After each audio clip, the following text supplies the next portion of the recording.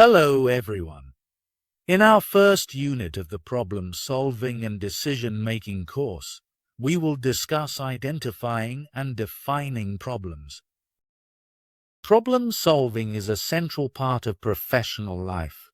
Whether in a large or small company, preparing to re-enter the workforce, or beginning a career, most productive hours are spent dealing with challenges. Although problems can be frustrating, effective professionals treat them as opportunities to improve performance, services, or operations because they force clarification of goals and priorities. In any professional setting, effective problem solving is an essential skill that every individual should strive to develop. While not everyone enters the workforce as a proficient problem solver, it is a skill that can be learned and refined over time. Professionals who can identify, define, and resolve issues are highly valued within organizations. As you progress in your career, honing your problem-solving abilities will contribute significantly to your success, especially as you seek positions with greater responsibility. To become a successful problem solver, the first step is to identify yourself in this role. Whether you work in staff positions or management, much of your daily work involves making decisions and addressing challenges. Recognizing this responsibility distinguishes professionals from entry-level workers. New graduates and those new to the workforce often approach problems reactively, but adopting a more organized and proactive approach can lead to more effective solutions. Another critical aspect of problem solving is the ability to recognize problems early. This involves understanding that a problem is an obstacle preventing the achievement of a desired goal. For example, if your objective is to sell 100 tour packages a month, but you're only selling 50, you have a clear problem that requires attention. By identifying such discrepancies promptly, you can take decisive action to address them before they escalate. When it comes to solving problems, individuals typically utilize two approaches: intuitive and systematic. An intuitive approach relies on instinct and immediate reactions, making it suitable for quick decisions or routine issues. For instance, if customers are experiencing delays in receiving brochures for a popular tour, a quick solution might be to increase the number of brochures printed. This method leverages common sense and experience to address straightforward problems. In contrast, a systematic approach involves a more structured and methodical process, which is particularly useful for complex problems or situations with higher stakes. Systematic problem solving requires a rational and organized approach, often involving the adaptation of solutions from past experiences. For example, to tackle declining sales at Quest Specialty Travel, one might examine successful advertising strategies used in the past and apply similar tactics to the current situation. Finally, effective decision-making is a crucial part of the problem-solving process. Decisions involve choosing between different options or alternatives, and making informed choices is essential for effective problem resolution. As you enhance your problem-solving skills, you will naturally improve your decision-making ability, allowing you to tackle challenges more confidently and effectively. This diagram outlines the basic problem-solving steps, which provide a structured approach to tackling challenges effectively. Identify the problem. The first step is to recognize that a problem exists and define it clearly. Without accurate identification, you may waste time solving the wrong issue. Gather information. Collect all the relevant facts, data, and perspectives about the problem. This ensures you have a complete picture before moving forward. Clarify the problem. Analyze the information to pinpoint the root cause. Clarifying avoids confusion and ensures the problem is well understood by everyone involved. Consider possible solutions. Brainstorm and list all potential ways to solve the problem. At this stage, quantity is important. Explore creative and practical options. Select the best option. Evaluate each possible solution based on effectiveness, resources, risks, and alignment with goals. Choose the option that best addresses the problem. Make a decision and monitor the solution. Implement the chosen solution and track its progress. Monitoring ensures that the problem is truly resolved and allows for adjustments if necessary. This step-by-step process helps ensure that problems are approached logically and systematically, leading to more reliable and effective outcomes. Companies depend on their employees to identify and solve problems effectively, which is why individuals with strong problem-solving skills are highly valued. Much of the effort involved in resolving issues focuses on understanding the root causes of problems rather than simply addressing symptoms. This requires looking for underlying issues, related information, risks, costs, and benefits associated with each problem. Defining the real problem is crucial and often represents the first major milestone toward finding a solution. In fact, the time spent identifying and comprehending a problem can be as significant as the time spent solving it. Steps for analyzing problems. 1. Look for deficiencies. A problem only becomes apparent when it is recognized. Many organizations face ongoing challenges, but may overlook them due to time constraints or inertia. The initial step in problem solving involves identifying shortcomings, deficiencies, or areas of dissatisfaction. This requires being observant, asking questions, and developing a keen sensitivity to subtle issues that may not be immediately visible. 2. Interview and gather data. Engaging with individuals directly involved with or affected by the problem is essential. By talking to employees, customers, or stakeholders, you can gather valuable insights and perspectives. Often, the most useful information comes from unexpected sources, so it's important to collect data from a wide range of people to develop a comprehensive understanding of the problem and potential solutions. 3. Observe as much as you can.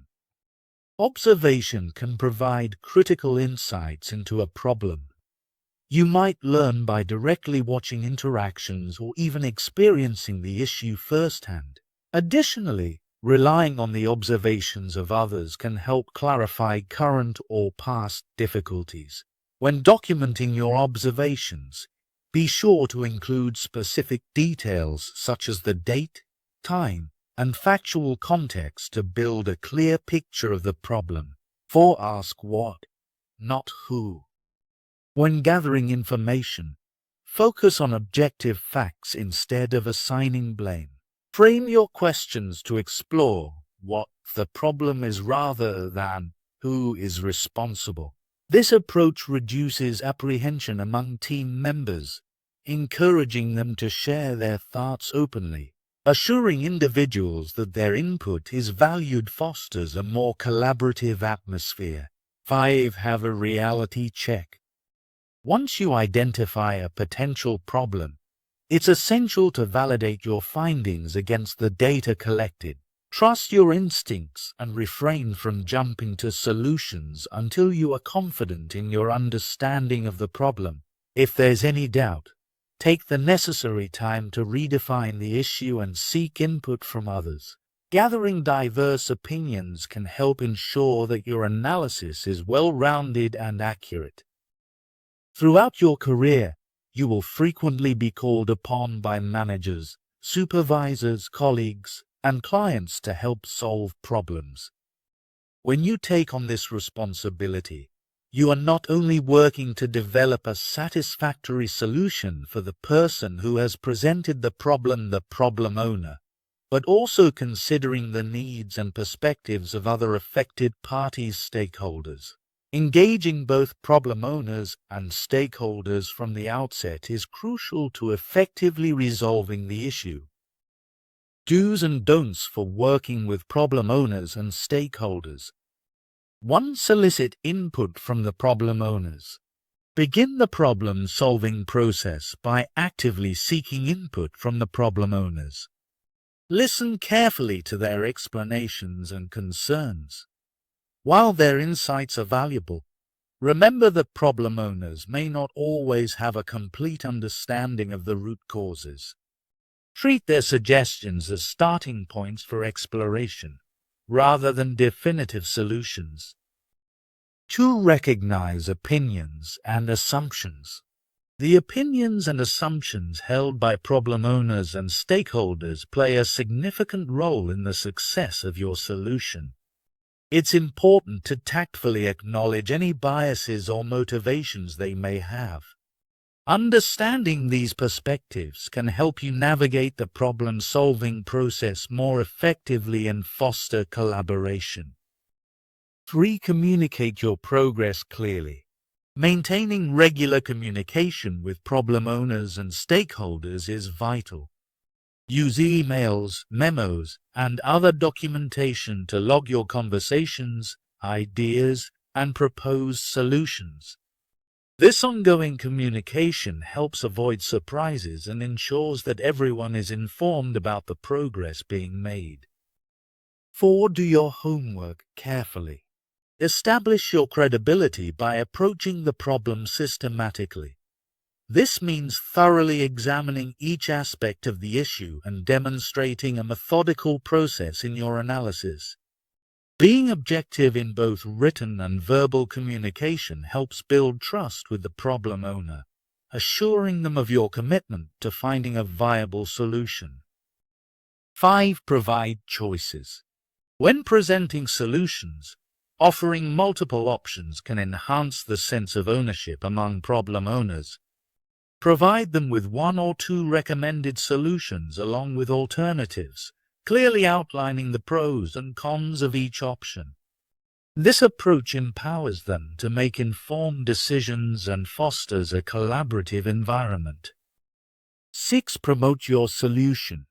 After successfully resolving a problem, it's important to promote your efforts and the outcomes to the problem owners and stakeholders. Sharing the results not only highlights the effectiveness of your solution, but also reinforces your role as a problem solver. Trust your instincts and ensure you are fully satisfied with the solution before finalizing it. Effective problem solving involves clear and concise communication about the issues at hand and the progress being made. A crucial part of this communication is the problem statement, which serves as a straightforward description of the problem and its expected impact. The purpose of the problem statement is to objectively articulate a single issue without attributing blame or jumping to conclusions about solutions. Including this statement in proposals, progress reports, and discussions with stakeholders is vital for maintaining clarity and focus. Steps to develop a problem statement. 1. Describe the ideal situation. Start by framing the problem for your audience with a brief description of the desired state. This ideal situation represents what success looks like and serves as a benchmark against which the current problem can be measured. By describing this normative state, you help your audience understand the significance of the deviation from the norm. 2. Briefly summarize the problem. Contrast the ideal situation with the current reality. Clearly identify the condition that is obstructing the achievement of the desired goal or outcome. This summary should provide a clear picture of what is lacking or what needs to be addressed. 3. Identify symptoms of the problem. Make it clear where the problem is manifesting itself by describing observable symptoms. These symptoms should be tangible indicators that others can recognize, which helps them grasp the nature of the issue you are tackling. This step ensures that stakeholders are aware of the problem's visibility and relevance. 4. Describe the size and scope of the problem. Stakeholders will be interested in assessing the significance of the problem. Provide information about its size and scope to help them understand its impact on the organization. This could include data on affected areas, quantifiable metrics, or comparisons to past performance. 5. Identify the consequences. Use specific details to outline how the problem affects both your audience and the organization as a whole. Highlight any direct and indirect costs associated with the issue, as well as the potential benefits of resolving it. This part of the statement emphasizes the urgency and importance of finding a solution. 6. Explain further research or investigation. Acknowledge that your understanding of the problem may evolve as you continue to gather data or engage with affected parties. If you are still in the process of researching or developing alternatives, inform your audience about this ongoing work. This transparency shows that the problem statement is not static and may change as new insights emerge. A common challenge in problem solving is the tendency to focus on symptoms rather than identifying the root causes of issues. Complex situations often involve multiple interrelated problems, each with distinct origins. To effectively connect a problem to its underlying cause, conducting a root cause analysis is essential. This analytical approach helps uncover the true basis of the issue. And because many problems require ongoing attention, root cause analysis is often part of a continuous improvement effort. Steps for root cause analysis. 1. Differentiate between symptoms and causes. Understanding the distinction between symptoms and causes is crucial. A symptom is an observable change, such as a decrease in revenue, while a cause is the underlying reason for that change, like customers being unable to afford travel. To determine if something is a symptom, ask whether it is the result of something else. If the answer is yes, you are likely looking at a symptom. Conversely, a no indicates it may be a root cause. 2. Look for more than one cause. Organizational problems rarely stem from a single source. Complex issues typically have multiple contributing factors, some of which may be more identifiable than others. It's important to pinpoint the most significant causes first. For instance, while rising costs of airfare might seem like the primary issue for Quest's specialty travel, further investigation could reveal additional concerns, such as customers' fears regarding travel safety after recent hurricanes. 3. Consider the cost. While identifying the root causes of a problem is essential, sometimes addressing these causes may not be the most cost-effective solution. In certain cases, the expense of fixing a root cause can exceed the costs of managing symptoms. For example, Quest may have developed a cost-effective tour to Asia by omitting local guides, leading to low customer satisfaction. Although hiring local guides could improve satisfaction, the associated costs might be prohibitive. In such cases, it may be more practical to continue adjusting the tour pricing to enhance customer enjoyment. 4. Use the 5 whys technique. The 5 whys technique is a valuable method for uncovering root causes. Popularized by Toyota, this technique involves asking why at least 5 times in relation to a problem. Each answer should prompt another why, leading you deeper into the root cause of the issue. This iterative questioning process clarifies the underlying problem and helps ensure a comprehensive understanding of the situation. 5. Create a cause and effect diagram. To visualize complex problems, a cause and effect diagram, often referred to as a fishbone diagram, can be particularly effective. Start by writing the main problem in a box. Then draw a horizontal line to represent the spine of the fish. From this spine, draw lines that represent related factors contributing to the problem. Label each line with the specific factors identified. This visual representation helps in organizing thoughts and clarifying the relationships between various contributing issues, enabling you to identify the primary causes more effectively. This figure illustrates a cause and effect diagram, also called a fishbone or Ishikawa diagram, is a tool used to identify, organize, and display the possible causes of a specific problem. Its main concept is to show that a problem, the effect, usually does not have a single cause, but instead results from multiple contributing factors. The diagram works by placing the problem effect at the head of the fishbone and then drawing branches that represent categories of possible causes, such as political, economic, marketing, or competition factors. Each branch then breaks down into more specific issues. The purpose of the diagram is to help organizations systematically analyze all potential causes of a problem rather than focusing only on obvious symptoms. By doing so, it supports deeper understanding and helps decision-makers identify the root causes that need to be addressed in order to solve the problem effectively.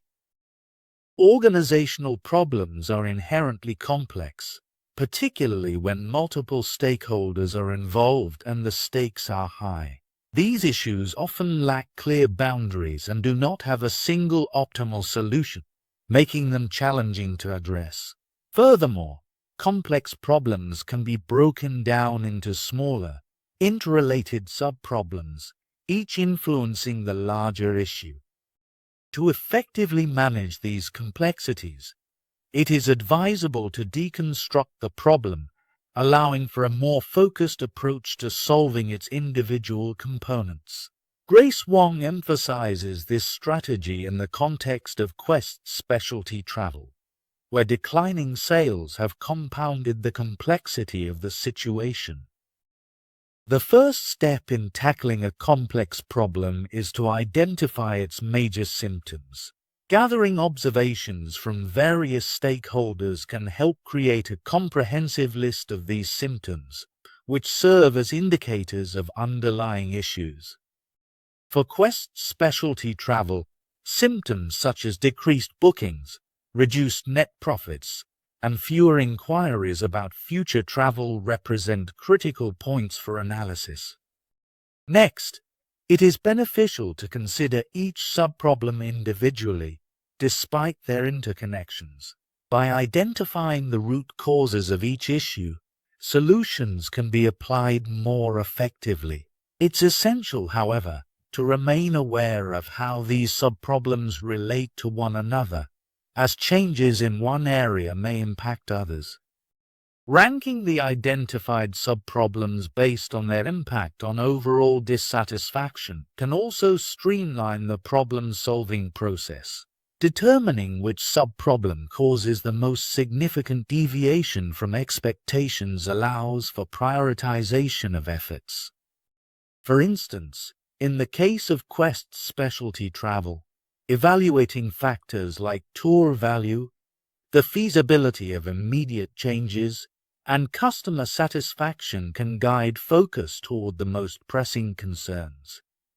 Lastly, recognizing interdependencies among subproblems is crucial, as resolving a smaller issue might simultaneously address a larger one.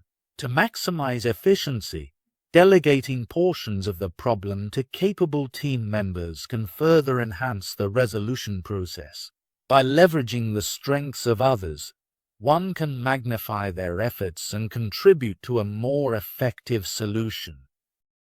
Every decision made in a business context carries some level of risk, which represents the potential for loss or damage.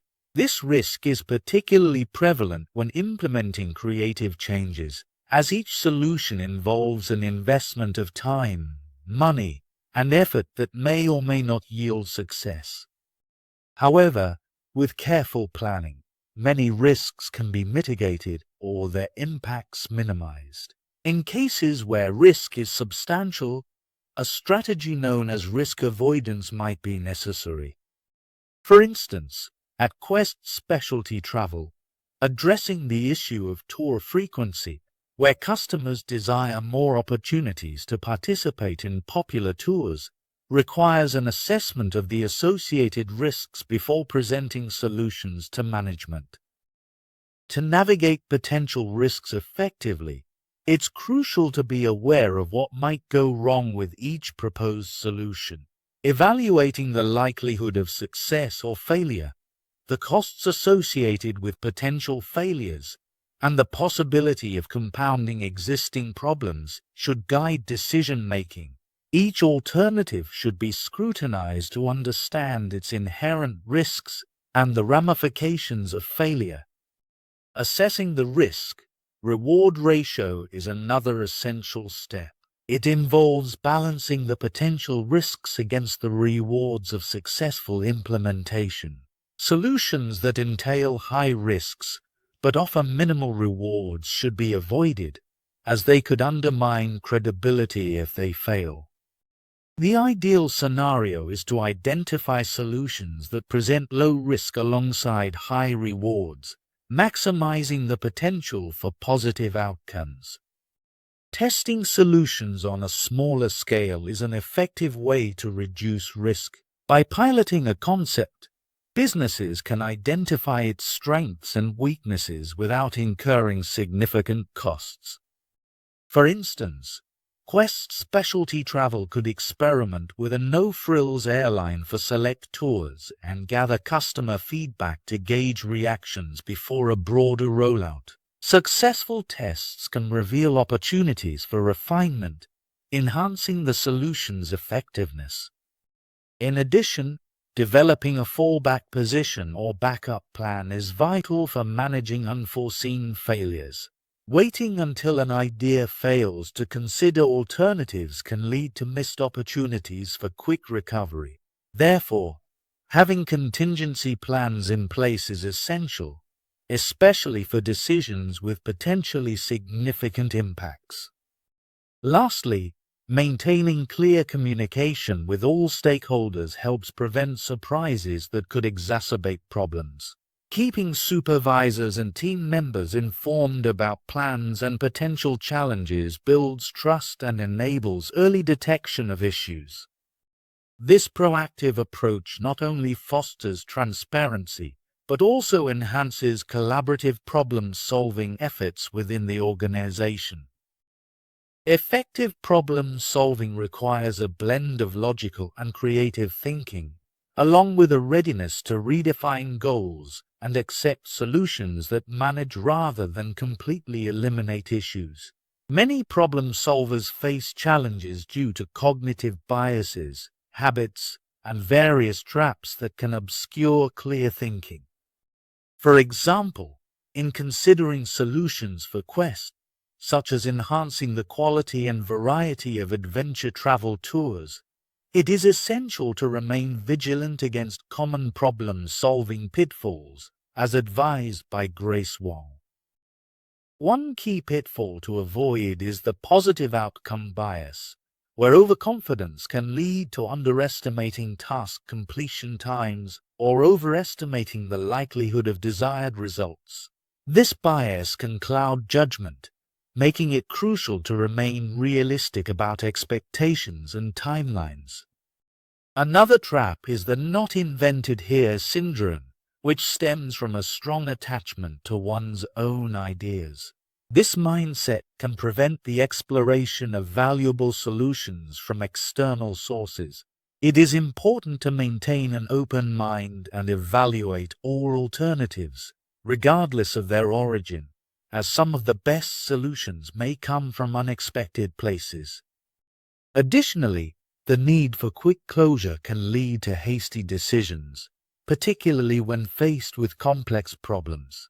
The discomfort associated with uncertainty may prompt individuals to rush toward solutions that are not well considered. To combat this, employing structured time management and objective planning can help maintain clarity and thoroughness in the decision-making process. The bandwagon effect is another common issue, where individuals might conform to popular opinions or cultural norms within an organization, even when these perspectives are flawed. This tendency can hinder innovative problem-solving and lead to reinforcing existing issues. It's crucial to critically assess solutions rather than yielding to pressure to conform. Finally, the self-serving bias can distort decision-making by framing data in a way that aligns with personal preferences. To counteract this, individuals should critically evaluate any solution that appears particularly appealing, ensuring that decisions are made based on objective criteria rather than personal bias. By being aware of these traps, problem solvers can enhance their effectiveness and achieve better outcomes. Crowdsourcing, a term popularized by Jeff Howe, refers to utilizing online communities to solve problems by broadcasting challenges and inviting collective input. This approach allows organizations to tap into a diverse range of ideas from both amateurs and experts, potentially leading to innovative solutions at a lower cost. However, companies may face risks, such as wasting time seeking help from a crowd that may not be fully invested in the organization's success. Notable examples of successful crowdsourcing include Project Gutenberg and Stardust at Home, which demonstrate the effectiveness of this method. One of the primary advantages of crowdsourcing is the strength in numbers. By engaging thousands or millions of participants, organizations can benefit from a wealth of perspectives. Platforms like StumbleUpon, Yelp, and Dig exemplify this model by allowing users to vote on and contribute content, thus leveraging community engagement to curate valuable recommendations. Collaboration is another key aspect of crowdsourcing. Beyond mere feedback, it fosters a sense of partnership between companies and their customers.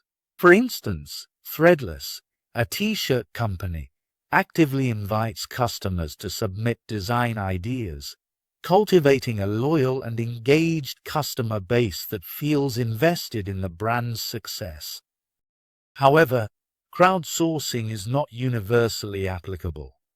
It works best in scenarios where the crowd can significantly influence decision-making, particularly in popular sectors like video content. Conversely, businesses with less broad appeal may struggle to attract sufficient participation to yield meaningful insights. Moreover, while crowdsourcing can be advantageous for companies, it may not always benefit the crowd. Often, organizations reap substantial rewards from solutions generated by crowds, while contributors receive little compensation. This disparity can lead to disillusionment among crowd members, impacting future participation. Successful crowdsourcing initiatives, like Stardust at Home, typically arise from volunteer efforts aimed at achieving a common good, highlighting the importance of mutual benefit in these collaborations. Thank you for watching. If you liked this video, please like and subscribe to channel.